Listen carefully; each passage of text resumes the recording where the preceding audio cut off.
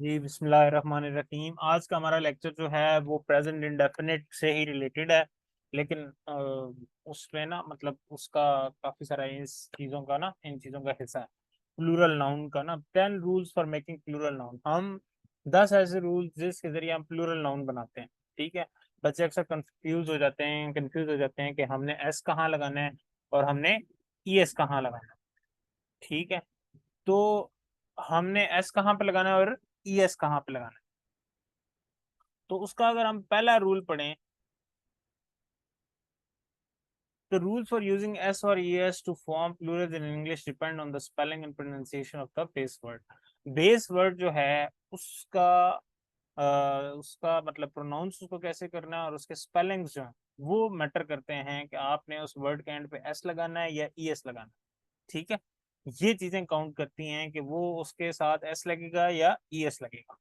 तो हम अगर पहला रूल पढ़ें तो वो है हमारे लिए add S to the most nouns. Most nouns ज्यादातर क्या होते हैं, आप क्या करते हो उसमें ई एस एस ऐड कर देते हो। ठीक है। जैसे कैट है तो कैट्स हो जाएगा, डॉग है तो डॉग्स हो जाएगा, बुक है तो बुक्स हो जाएगा, हाउस है तो हाउसेज हो जाएगा।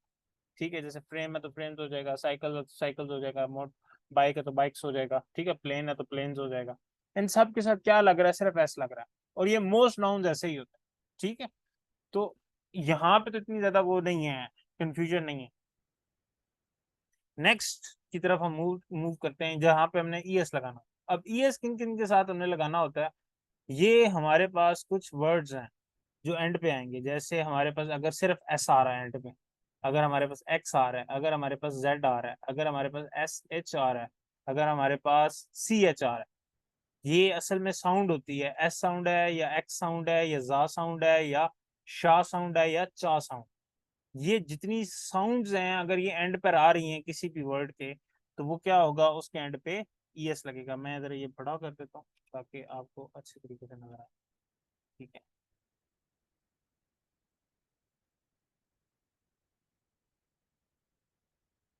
सही। तो noun ending with S, X, S, G, S H, ये खैर खैर खैर खैर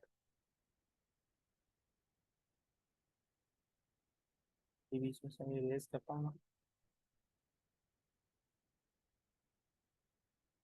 अच्छा, ये जो हैं ये जितने ऊपर वर्ड्स लिखे हुए हैं, एस लिखा हुआ है, एक्स लिखा हुआ है, जेड लिखा हुआ है, एस एच लिखा हुआ है, और या और नहीं शामिल इसमें सी एच, यानी कि साउंड है ये।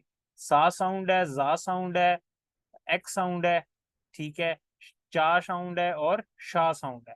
ये जितनी साउंड्स हैं ये जितनी एंड पर आएंगी तो उसमें क्या होगा, उसके एंड पर हम ई एस लगाएंगे। जैसे बस होगा तो बसेस हो जाएगा, सा साउंड आ रही है। बॉक्स, एक्स साउंड है तो बॉक्सेस हो जाएगा। ठीक है। क्विज है तो क्विज़ हो जाएगा, इजी लाइक ई और एस लग जाएगा। डिश होगा तो शाह साउंड आ रही है तो डिशेस। उसके अलावा ये ऊपर एक और भी मौजूद है, करें एक मिनट, इसको मैं ऊपर तक देखता हूँ।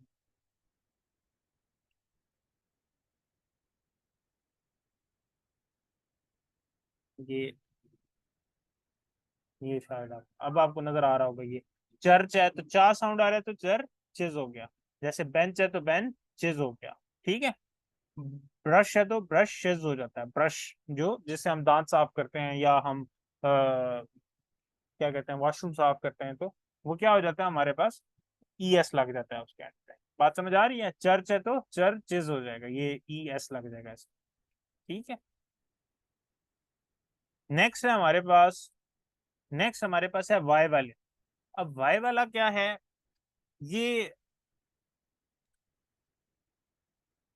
Change Y to I E S. हम क्या करते हैं, वर्ड के आखिर में वाई आ रहा होता है तो हम उसको खत्म कर देते हैं और उसकी जगह पे हम क्या लगा देते हैं, आई ई एस लगा देते हैं। ठीक है।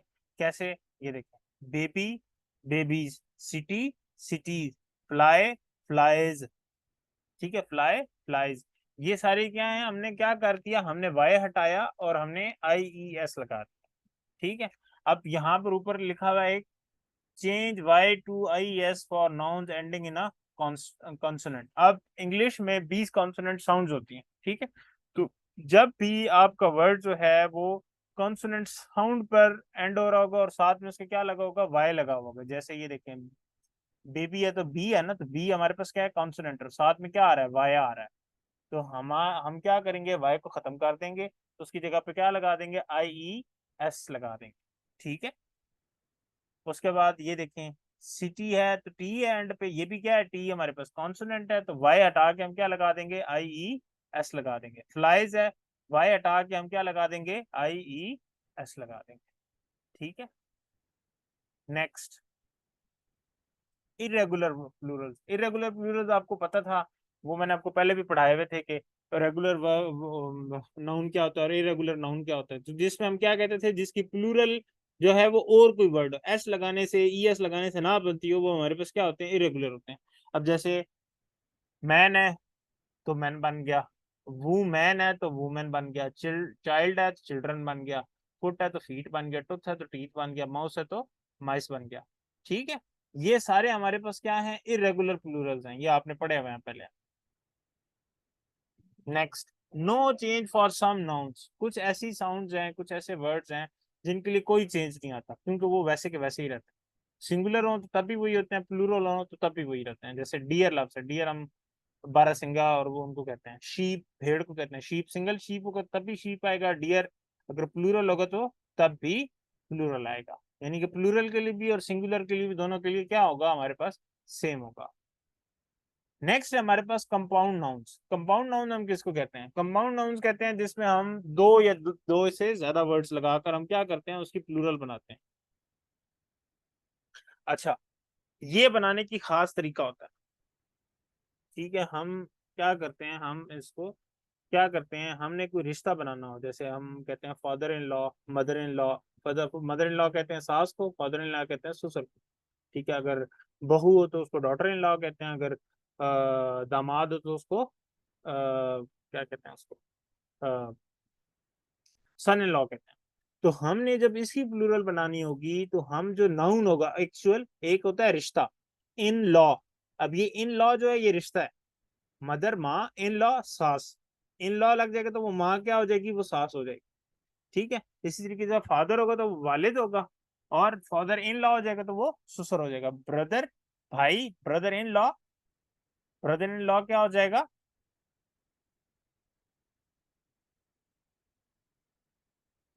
जो रिश्ते में होता है।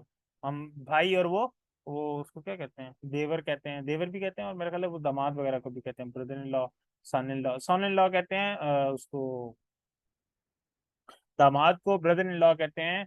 जो सिस्टर का वो क्या होता है, हस्बैंड होता है। ठीक है, उसको ब्रदर इन लॉ कहते हैं। अच्छा, या वो जो लड़का और मतलब लड़का उसकी बहन हो, बहन का जो हस्बैंड होगा उसको हम ब्रदर इन लॉ। तो हमारा जो रिश्ता है, हम ये नहीं कहेंगे mother in laws, mothers in law, या हम ये नहीं कहेंगे फादर इन लॉज। अक्सर हम लोग ये कह रहे होते हैं कि हमारे इन लॉज आए हुए हैं। अक्सर हम लोग कह रहे होते हैं ना, वो जो बर्गर फैमिलीज होती हैं वो कह रही होती है हमारे इन लॉज आए हुए हैं। वो इन लॉज क्या होते हैं, वो ये वाले इन लॉज हैं। तो उसमें हमारा, हम जो लफ्ज बोलते हैं इन लॉज बोलते हैं, वो गलत लफ्ज है। वो इन लॉ कोई लफ्ज नहीं होता, वो पूरा स्पेसिफिक वर्ड है। मदर होगा तो मदर्स, अगर हम कहेंगे दो तीन चार सास खड़ी हैं, यानी कि जैसे आप दो हैं तो आपकी अगर सास अलग अलग है तो वो क्या होगा, वो मदर्स इन लॉ होगा। दो या तीन या चार मतलब खड़ी हैं, सासें खड़ी हैं, तो वो हम क्या कहेंगे, मदर्स इन लॉ। या चार ससुर खड़े हैं तो हम फादर्स इन लॉ कहेंगे। ठीक है।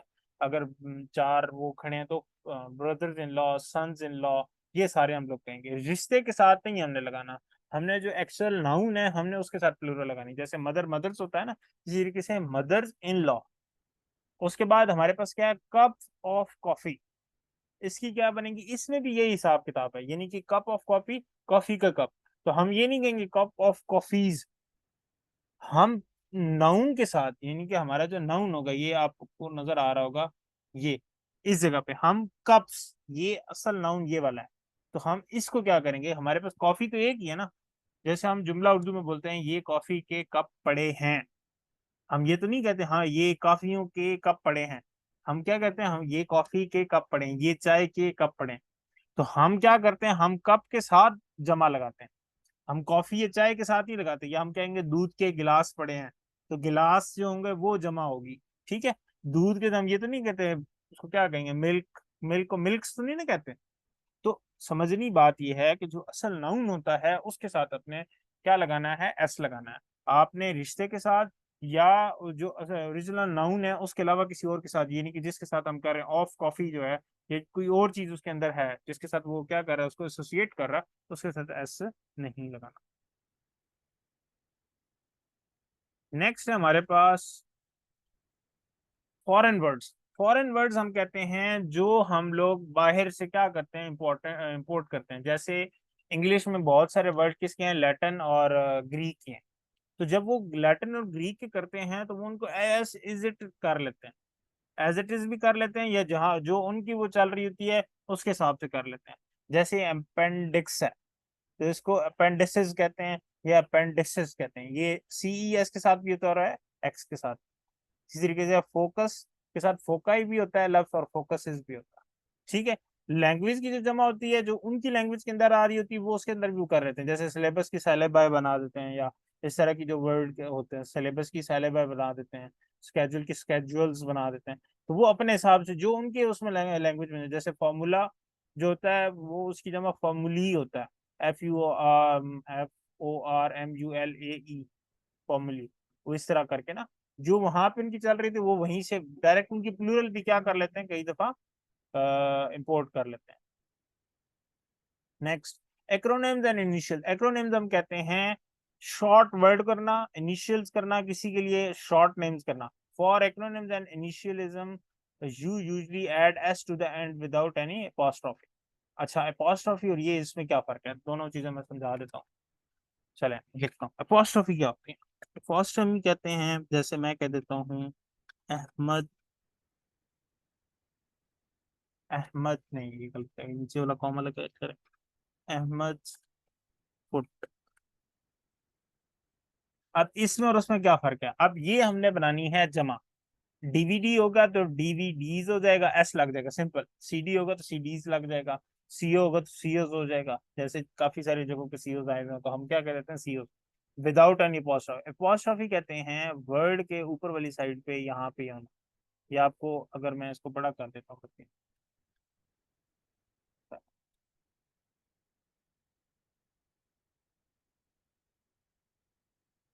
ये ये नजर आ रहा होगा आपको कॉमा, ये वाला, ये कॉमा, इसको क्या कहते हैं, हम एपोस्ट्रॉफी कहते हैं। एपोस्ट्रॉफी क्या कहते हैं, जो भी लिविंग चीज होती है उसकी अगर हमें कोई चीज बतानी हो, जैसे मैंने लिखा है अहमद फुट, अहमद का पाँव, तो हम ये नहीं कहेंगे फुट ऑफ अहमद, वो गलत होगा, वो रॉन्ग है। ठीक है। जो लिविंग चीज होगी, लिविंग चीज की ज्यादातर जो ह्यूमंस की होती है, उसकी कोई भी चीज हमने जाहिर करनी है तो हम क्या कहेंगे, हम यहाँ पर डॉ ये कॉमा लगाएंगे, साथ में एस लगा देंगे। जैसे मैं कह देता हूँ अहमद स्कार, या मैं कह देता हूँ राबियाज पेन, या मैं कह देता हूँ फातिमाज लिपस्टिक, सपोज कह देता हूँ, या मैं कह देता हूँ फातिमाज लैपटॉप, या फातिमाज कार, या जो भी महवेश बुक। तो मैं ऊपर क्या करूंगा, अपॉस्ट्रोफी लगाऊंगा, कॉमा लगाऊंगा, साथ में एस लगाऊंगा, एस लगा के आगे इस चीज का लिखूंगा। ये नहीं लिखूंगा foot of Ahmed, foot of this, foot of this, नहीं, वो गलत हो जाएगा, वो रॉन्ग कंसिडर्ड होता है। ठीक है। अपॉस्ट्रोफी और इसमें फर्क का पता चल गया होगा आपको। एस, यहाँ पर एस जो लगाया जाता है वो एज अ प्लूरल के लिए लगाया जाता है, और यहाँ पर हमने क्या, एस जो अपॉस्ट्रोफी लगाई जाती है वो पोजेशन के लिए लगाई जाती है, किसी चीज की मलकियत शो करने की। ठीक है, कि अहमद का पाँव है ये। चलें नेक्स्ट हम चलते हैं, some noun have the same form in the both singular and plural. अब कुछ ऐसे नाउन होते हैं जिनका मतलब सिंगुलर और प्लूरल दोनों सेम होते हैं। फिश सिंगुलर के लिए भी वही है, डियर सिंगुलर के लिए भी वही है, और शीप डियर के लिए भी, और सिंगुलर प्लूरल दोनों के लिए एक जैसी है। आई थिंक ये हमारे 10 रूल्स पूरे हो गए। अगर आपको कुछ समझ ना आया हो मुझसे पूछ सकते हैं।